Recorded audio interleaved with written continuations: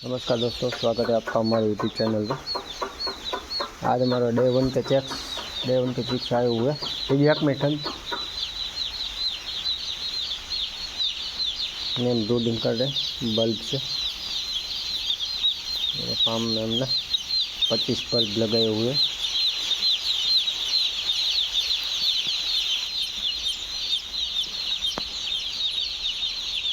Temperature maintain करने के लिए कागज़ बिछाए हुए हैं छत के ऊपर।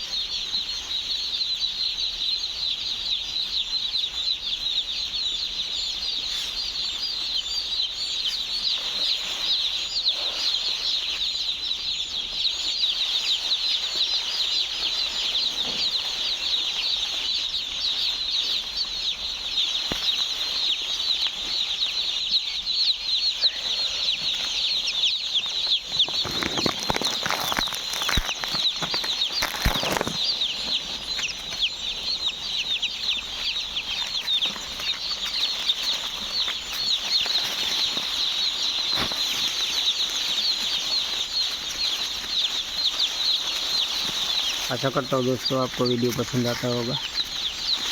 हमारे चैनल को सब्सक्राइब जरूर करना दोस्तों, लाइक करना, शेयर करना। मिलते हैं अगले वीडियो में, तब तक के लिए जय हिंद जय भारत।